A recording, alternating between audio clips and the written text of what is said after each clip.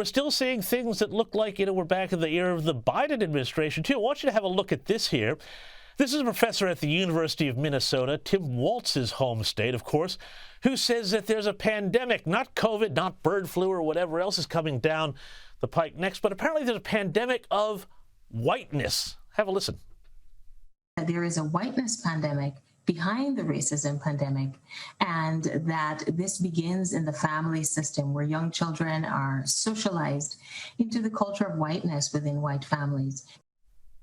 Alex, a whiteness pandemic. I mean, how are we still even talking in these sort of Biden-era terms, and yet this seems to be passing for academic thought now?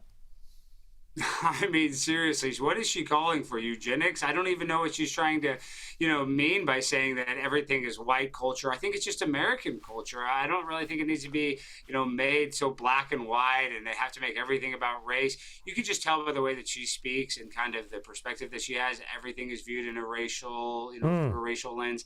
And so everything is probably racist to her. And really and truly, I'm telling you, racism exists, but it's not as bad as people want to tell you on the internet or people think in America.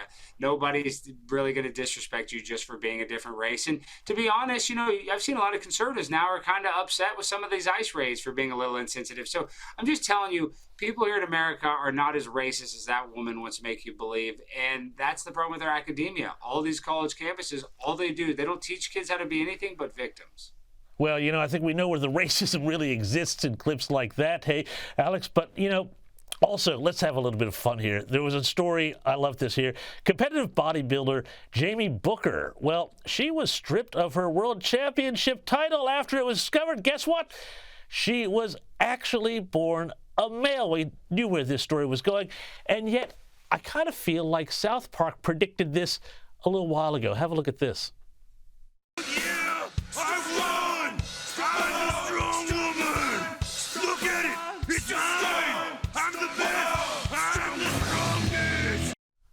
What a great case of art imitating life, hey, Alex? I mean, really, the Simpsons were always famous for predicting things, but now South Park is the one predicting everything. And when it comes to this transgender weightlifter, supposedly it was an open secret that everybody knew Jamie was a boy and that they kind of just let it happen. And now, since, everything has kind of changed because of Riley Gaines and people are definitely, more willing to speak out when it comes to transgender athletes competing against biological women. So this is a good thing for the sport. Once again, another example of a guy getting in there and dominating with basically, not that much more experience. They could just go in there. If that guy was trying to compete against guys, if Jamie was in the guy level, wouldn't even, be in the top 10. But against the women, he's a world champion. So, it is what it is. We need to outlaw it. And transgender should have their own division. We can have the transgender division. I think that solves everything. Well, that might do it. But hey, Alex, finally, before I let you go here, it is Thanksgiving weekend.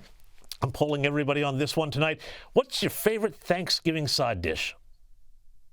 Well, I've already had a bunch of it, but people are going to make fun of me. I love the canned jelly. The jelly Thank that comes you. in the can of cranberry. It's so good. I put that on everything, on my rolls, on the stuffing. I mean, it just adds the sweetness and the savory and a little bit of spice. So good. You're speaking my language, and I love even the little ridges on it when it comes slorking out of the can. Alex Stein, thanks so much. Enjoy your Thanksgiving weekend, and thanks for coming on the U.S. Report.